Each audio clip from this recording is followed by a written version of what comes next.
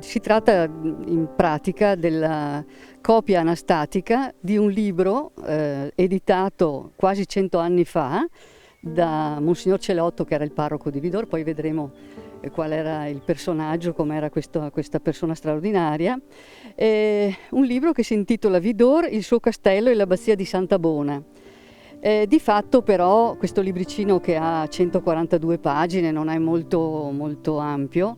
Di questi due argomenti parla solamente nei primi 2 capitoli, perché il resto, io dico anche giustamente, riguarda invece tutto quello che apparteneva alla contemporaneità di quell'epoca, e cioè nell'immediato primo dopoguerra, quando Vidor, in seguito ai gravissimi bombardamenti, era difatti, come dire, la rappresentazione quasi plastica di quella bellissima poesia di Ungaretti, San Martino del Carso. Anche a Vidor di quelle case non era rimasto assolutamente niente, se non qualche brandello di muro. E l'autore, Monsignor Celotto, parla quindi di come era Vidor nel passato, ma lo rappresenta in un presente, nel suo presente contemporaneo, molto difficile, ma anche carico di aspettative, carico di attivismo, la ricostruzione, l'inizio di una nuova epoca e così via. Questo è proprio, come si dice, si configura questa operazione della ristampa anastatica del libro come proprio una specie di parallelismo storico. Come allora Monsignor Celotto, in un periodo di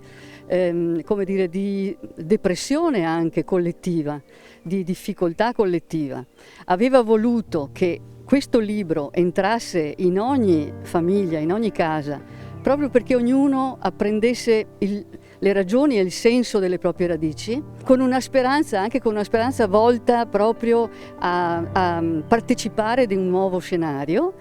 Anche noi come Castello, come Proloco, dopo c'è da dire che, intanto diciamo questo, come Proloco e come Castello vogliamo proprio questo, che in questo momento tragico della vita collettiva, attraverso questo libro si possa, come dire, entrare in una fase di fiducia maggiore verso un futuro che sarà sicuramente, lo speriamo almeno, migliore. Quindi questa è una riconsegna vera e propria. Quando la pandemia lo consentirà, arriverà nelle case di ogni cittadino vidorese, proprio come successe quasi 100 anni fa. E questa è una cosa che ci dà maggiore fiducia proprio nel futuro. E l'autore di questo libro è appunto Monsignor Silvio Celotto. E questo libro viene editato in questo periodo perché è un periodo di centenario duplice.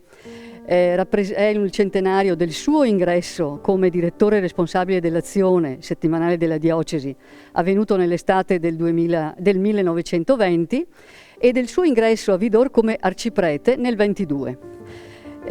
Don Celotto era un uomo che aveva una sua particolarità, una sua eccezionalità. Firmava i suoi pezzi con il nome di Vindex ed erano pezzi giornalistici molto forti, molto brillanti.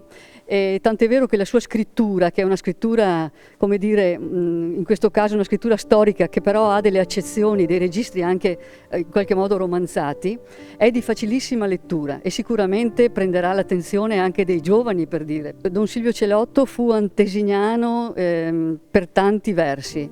Intanto, un piccolo aneddoto, fu il primo prete della provincia di Treviso a girare in moto.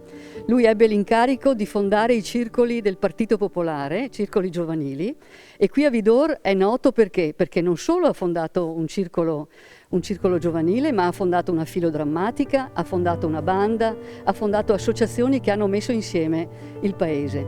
Lui, fra l'altro, occorre dirlo, appunto aveva una penna molto raffinata. Era anche drammaturgo, era un tipo moderno, quasi come dire un vitalista, un futurista, no?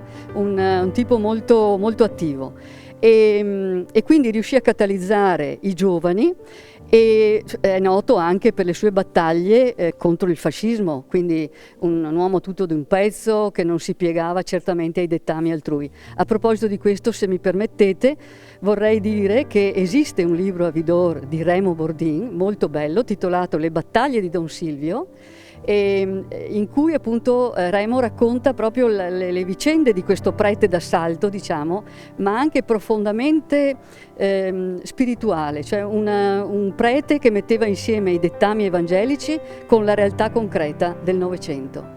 Quindi il prete della ricostruzione, il prete del periodo fascista, il prete della seconda guerra mondiale e il prete dell'inizio del boom economico degli anni 50. Quindi un uomo che è rimasto qua a Vidor per 32 anni, ha lasciato il segno non solo nella diocesi di Vittorio Veneto come direttore dell'azione, ma a Vidor naturalmente ancora di più nei suoi 30 e passa anni di pastorale.